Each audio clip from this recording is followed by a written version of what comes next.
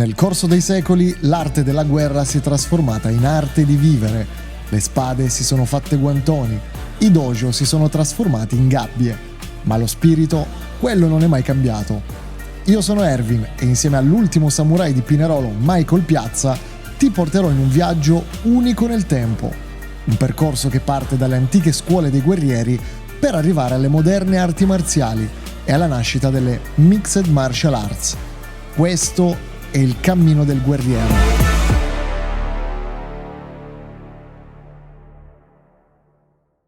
E certi samurai che avevano combattuto le vere battaglie ed erano veramente forti, si sono create varie scuole, vari stili, e quindi in quell'epoca lì, che famo? Apriamo una ryuha, una scuola. Quindi ryuha sono le scuole. Quindi nel 1600 sono esplosi un sacco di scuole. Perché non dojo? La ryuha è la scuola, lo stile.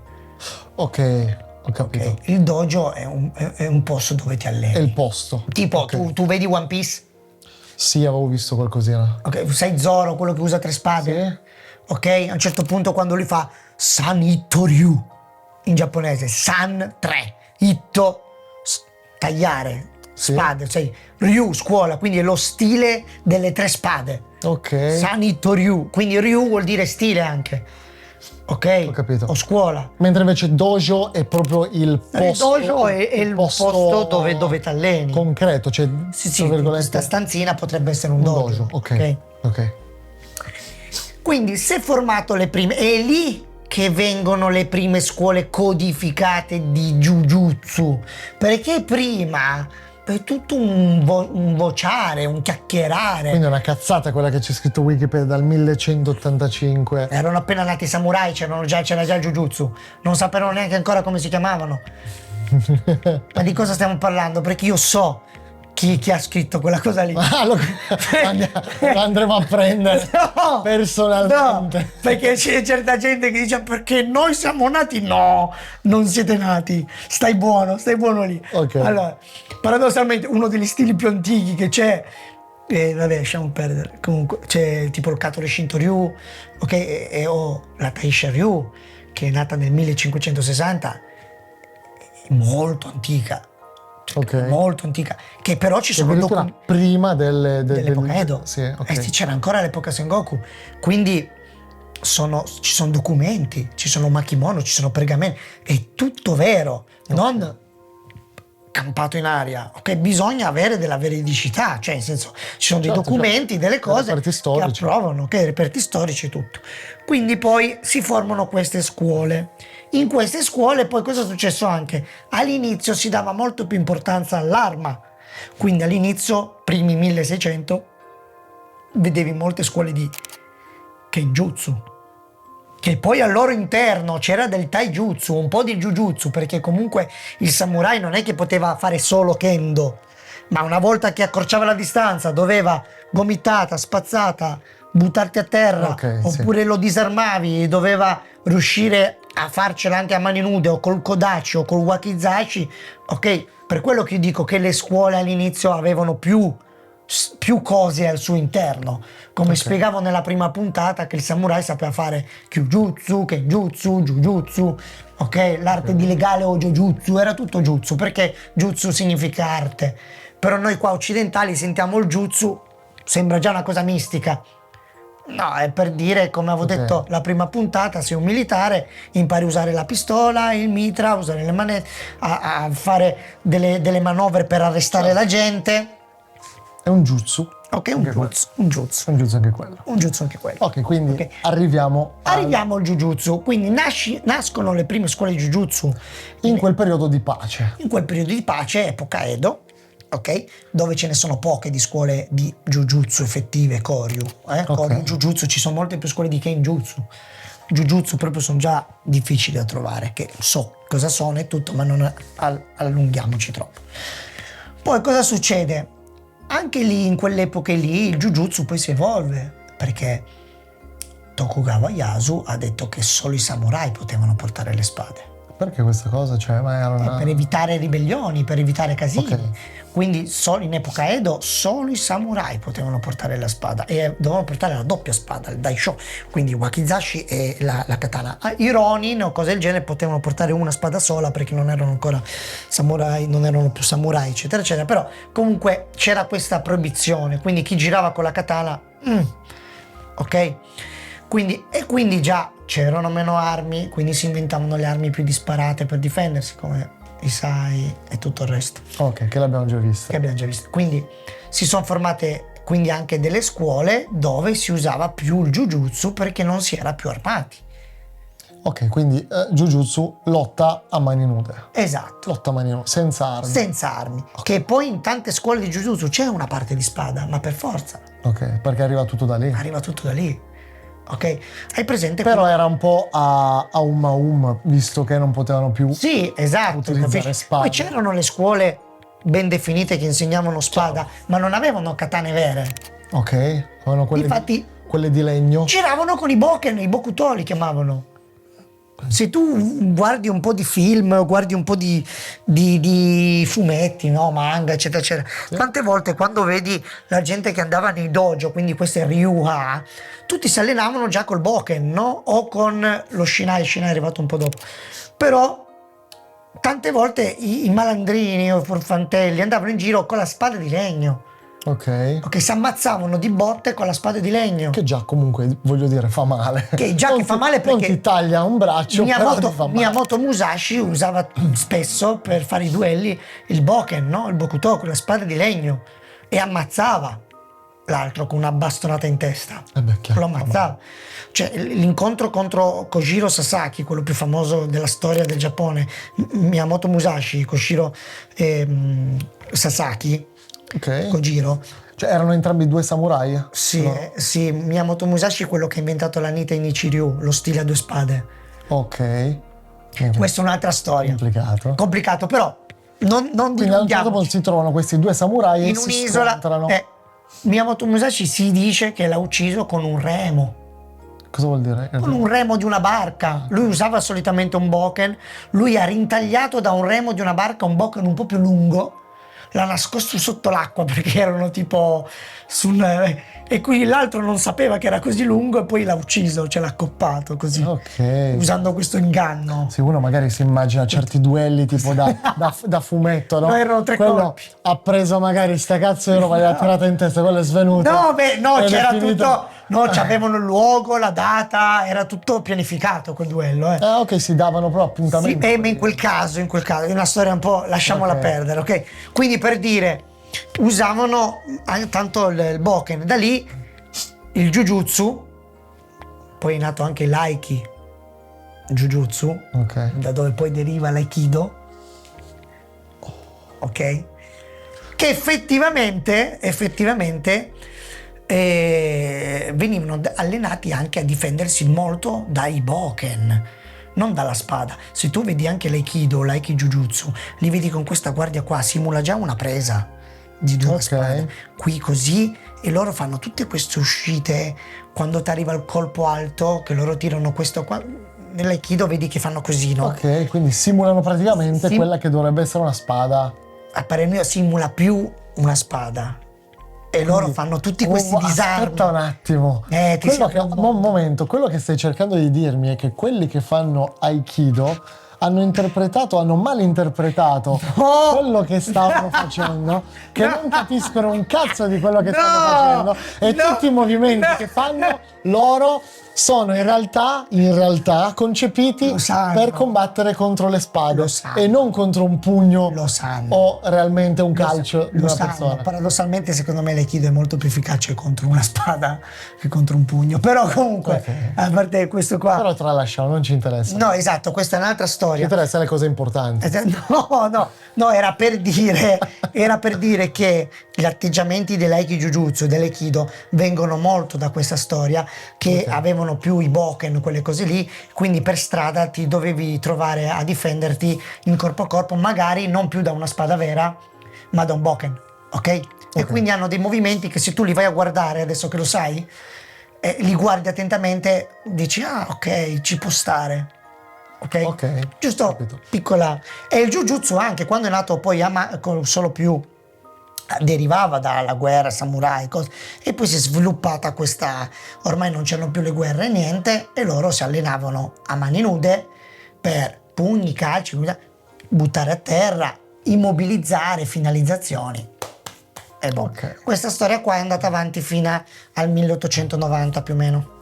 Quindi il Jujutsu. Ricordiamo solo un attimino, il Jujutsu prevede comunque tutti quelli che sono i colpi per far capire al pubblico, colpi di striking, quindi pugni, colpi a mano aperta, ok, gomitate, Bushinken, ok, Shukuto, sai, tutte queste cose sì, che usi le mani, ok, loro perché... I punti di pressione, i cosiddetti... Kyusho. No, come si chiamano quegli altri? No, gli altri lasciali perdere. Come si chiamano quelli per uccidere i punti di...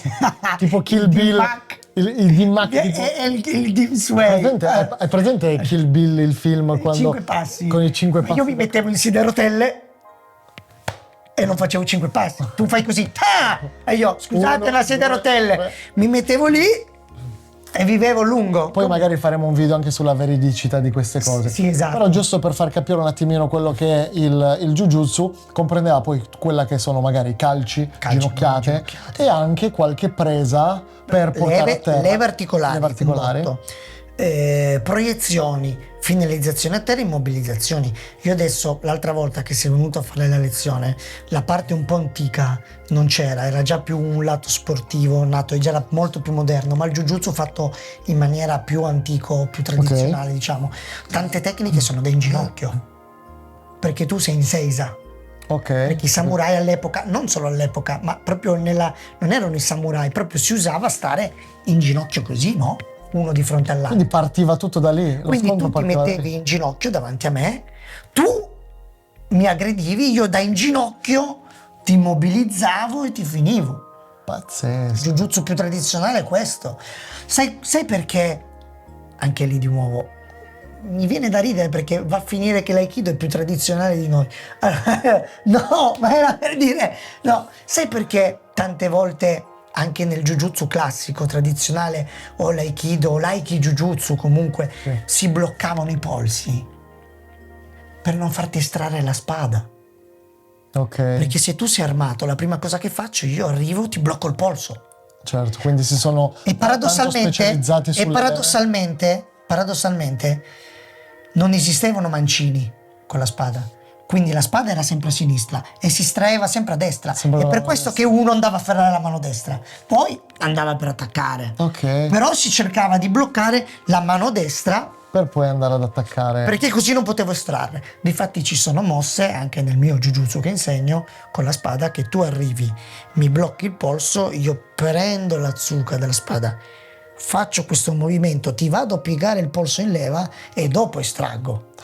Una contromossa per bloccare il polso, cioè, capisci? Interessante sta cosa. Quindi anche quella parte di Jujutsu, capisci? Perché tu arrivi, mi afferri il polso, io non posso sguainare, allora con la zucca... Sì, diciamo tutto quello che c'è attorno al combattimento corpo a corpo, con lotta a terra, striking, eccetera, è anche quello che comprende l'utilizzo della spada. Quindi difendersi con la spada. Sì, o da armi, quelle all'inizio, ti sto parlando del 1600, eccetera. Adesso no, ormai quella parte lì viene un po' tralasciata ormai, perché... Nel video che abbiamo fatto io ho detto che era, tra virgolette, il padre delle mixed martial arts moderne, proprio per questo fatto qua. Potremmo arrivare. Che già, e poi tanto ci arriveremo nel corso del video, però era già la prima parte storica, cioè in cui storicamente si parla di una disciplina che comprendeva praticamente tutto. 360 gradi. 360 gradi. Tutto. Quindi è una cosa molto importante, per quello ho utilizzato quel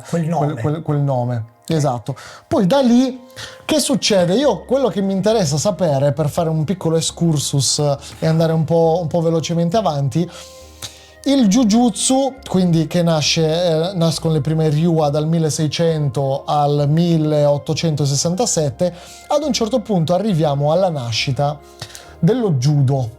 Dello judo, bravo. Dello judo. Hai studiato? Ho studiato, Hai imparato. so che non è il judo, ma è lo judo. Però è insentibile, di pure il judo. Sì, è vero, Di pure il judo. è proprio brutto da dire. brutto da dire. Nel 1882 sono riuscito a trovare qualche data Jigoro Kano. che viene viene realizzato da Jigoro Kano.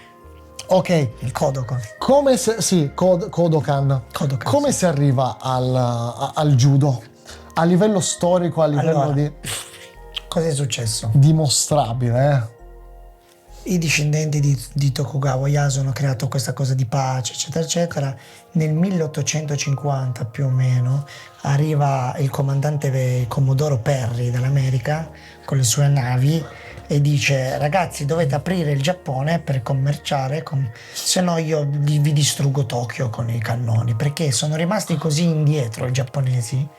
C'è una scena, no, che a me piace ricordare, perché tanti vedono il samurai come cosa bella, positiva. Sì.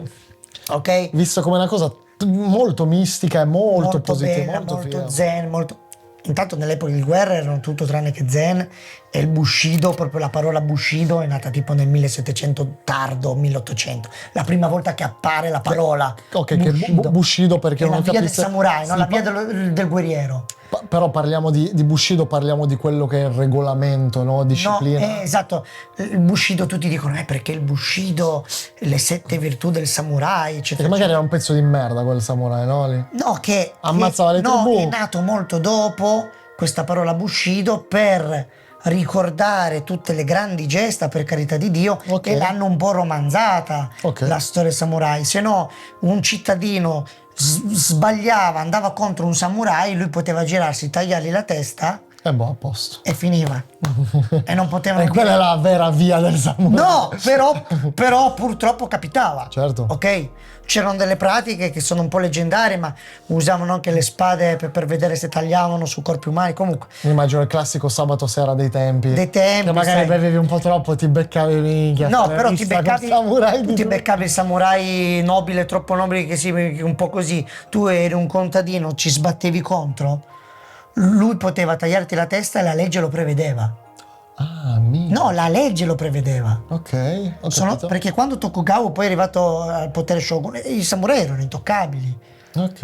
E sono rimasti lì e hanno chiuso tutto per evitare il cristianesimo, porti, cose, commercio. Quindi dopo un po' c'è questa scena bella dell'ultimo samurai, il film che tu non hai visto e non ti parlo. Che lo guarderò prima o poi. Esatto, c'è una scena molto bella dove è vero che dicono, perché lì è la fine del Bakumatsu, un'altra storia, vabbè, comunque.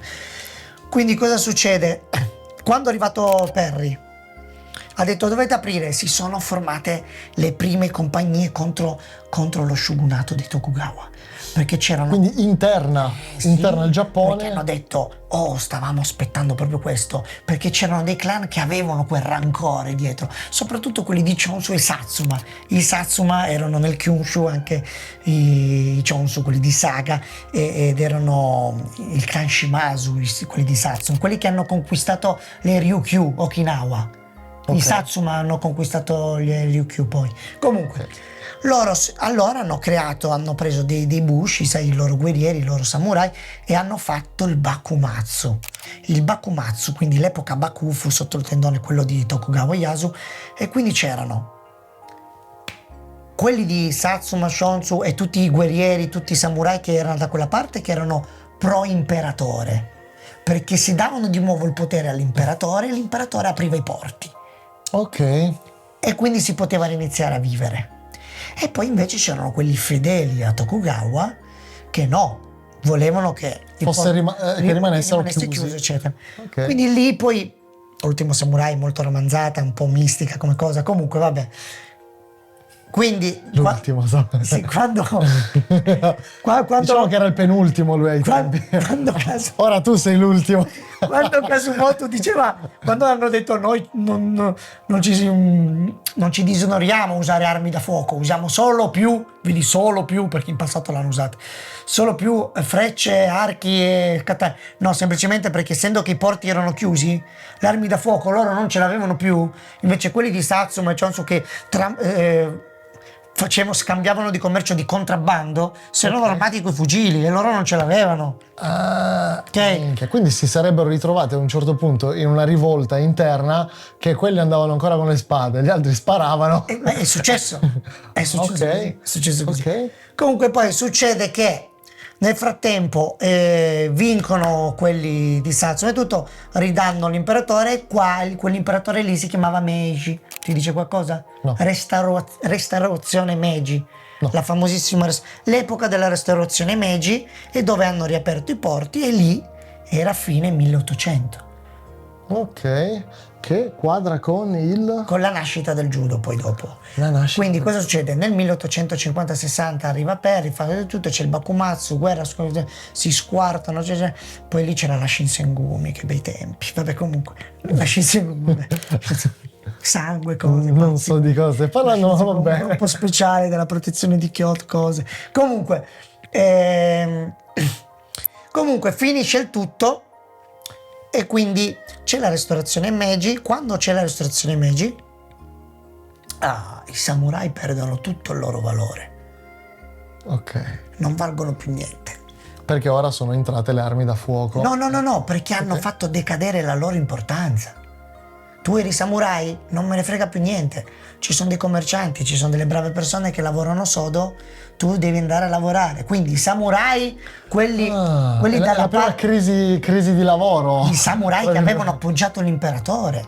Ok. Anche quelli sopravvissuti dall'altra parte, comunque non è che sono diventati dei barboni, però hanno preso delle cariche pubbliche, ok? Quindi sono diventati cospetto dell'imperatore, senatori, hanno fondato un po' la Repubblica, Chiaro? ok? Perché lì era ancora... Erano entrati più in politica che in combattimento. Esatto, quindi ma già in epoca Edo, di fatti, erano incasinati quando c'è stata questa ribellione del Bakumatsu, perché tanti samurai, dopo 250 anni di pace, non sapevano neanche più combattere. Beh, chiaro, se non si è più tramandata la cosa, non c'era più necessità di erano imparare. dei panzoni, ok? Quindi invece magari quelli di giù, Satsuma eccetera, erano samurai un po' più, a parte la Shinsengumi, che quelli erano dei pazzi maniaci, però c'è stato questo bello scontro, però comunque i veri samurai erano presi un po' di contropiede. Ok.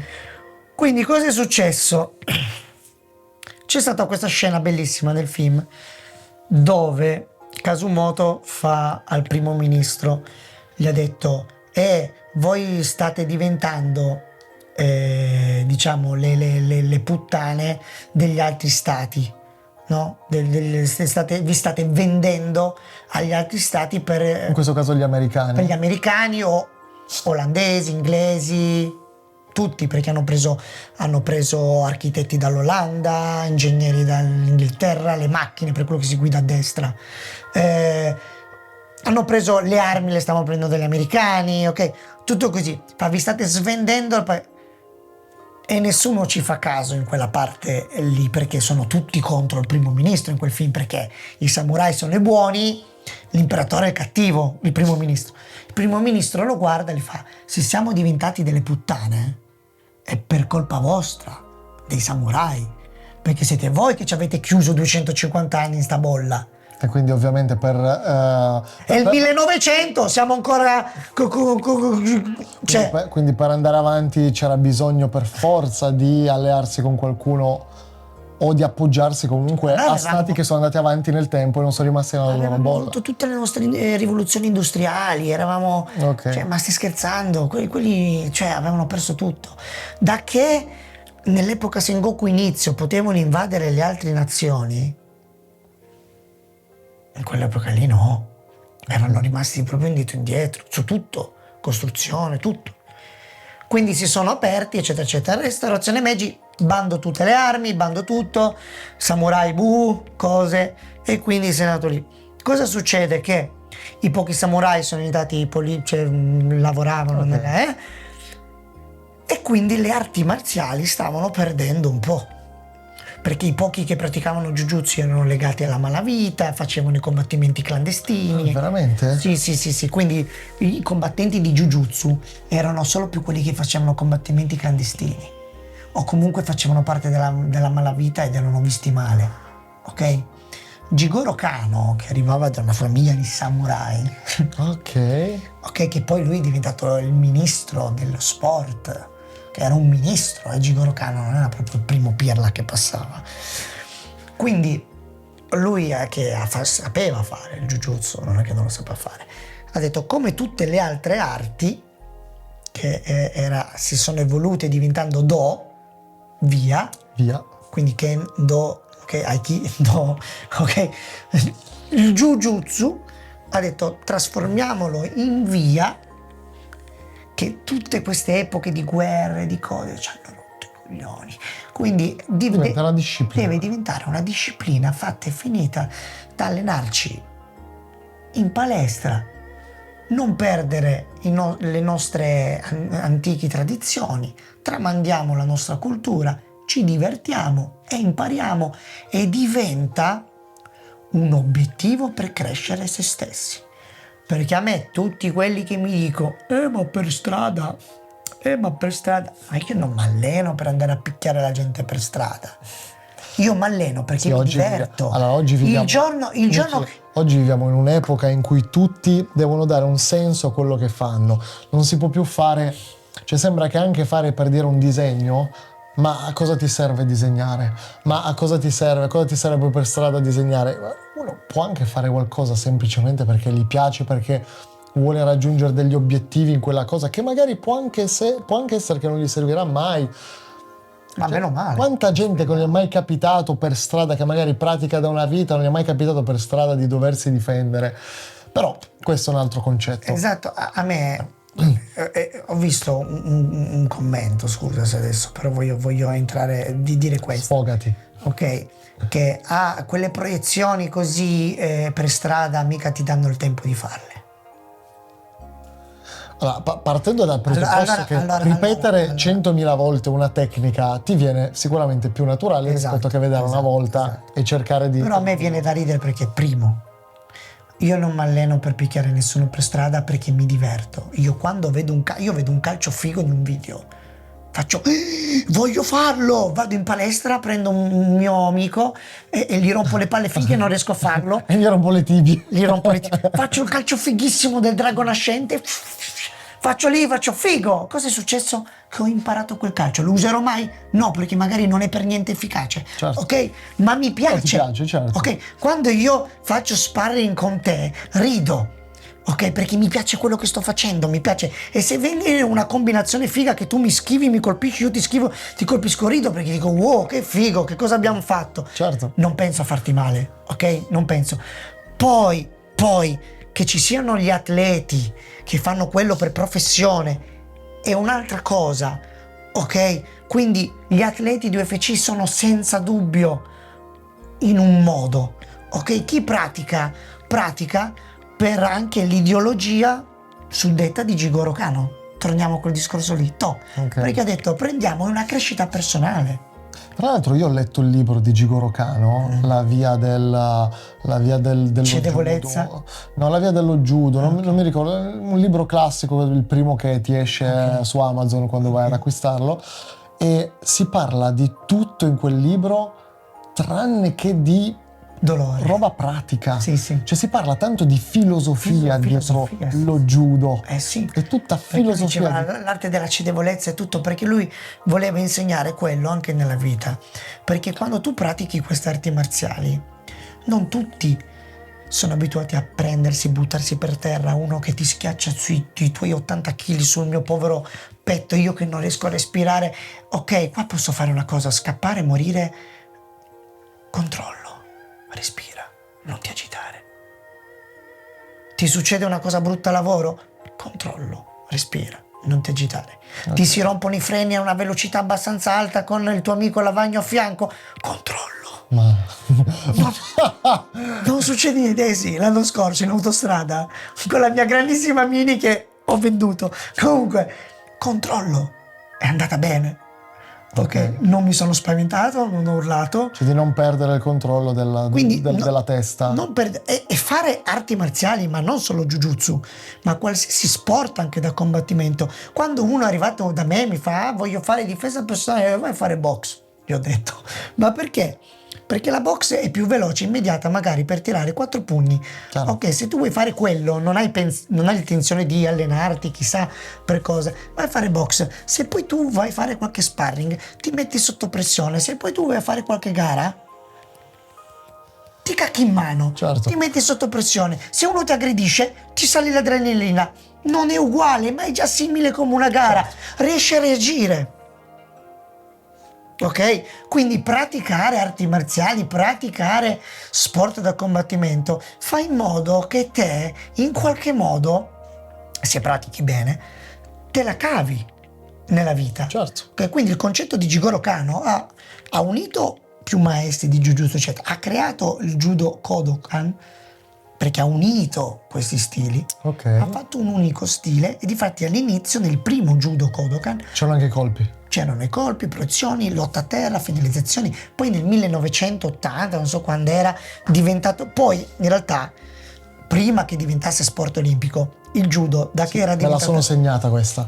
Diventa olimpico nel 1964. 64. 64, primi giochi olimpici. Quindi, poi si sono fatte come le altre discipline marziali in Giappone, no? Come anche il Kyokushinkai che è nato, sai che come le prime discipline si sono fatte anche le prime gare. Quindi giustamente nelle gare uno non deve fare male all'altro, deve dimostrare che è più bravo. Quindi Certo. quando mi vengono a dire ma nell'MMA, certo io non posso piantare 2 dita qua nell'MMA, non posso piantare 2 dita negli occhi nell'MMA, certo. non ti posso mordere l'orecchio perché io devo essere uno stronzo per farti male. Se io vado ad allenarmi, io non vado col calcio teso qua sul tuo ginocchio. Certo, no, c'è quando un tu regolamento, ci diamo un regolamento, Ok. e diventiamo bravi secondo quel regolamento. E io devo dimostrare di essere più bravo in quel regolamento, ma non stiamo lottando per la pelle.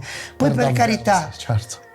No, certo. poi per carità, i professionisti tutto un altro conto perché lì si giocano soldi e tutto, ma comunque si rispettano, non vogliono uccidersi, si abbracciano. Quelli che fanno anche trash talking in realtà lo fanno per l'hype, lo fanno per i soldi. Al di là di questo, è proprio, cioè comunque girano attorno nell'MMA, per dire in gabbia, nella UFC comunque c'è un regolamento. Nel regolamento, esatto. Cioè anche se volessero uccidersi, si vogliono uccidere con quelle armi che gli sono permesse.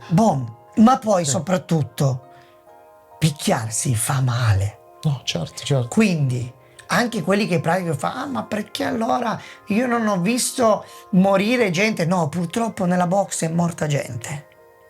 Ok? Purtroppo negli sport da combattimento è morta gente. Vabbè, c'è da dire anche pochi.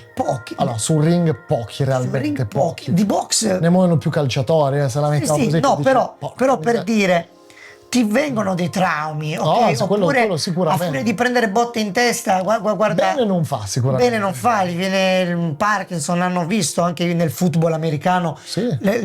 lo studio medico sul cervello, ok? Però comunque picchiarsi fa male, ragazzi. Quindi io ho conosciuto un dottore che lui sta quando gli atleti finiscono i match e gli arrivano da lui, ok? E non è poesia. Ok, una volta nell'epoca Edo tu ti picchiavi, magari ti rompevi qua, ti rompevi un abbraccio, ti rompevi qualcosa, ti facevi un po' male qua, tu magari agonizzavi 2 o 3 giorni e morivi.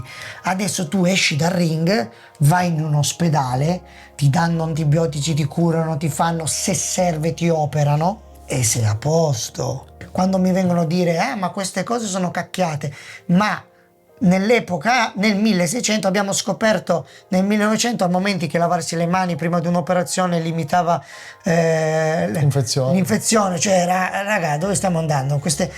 Però sti cazzi.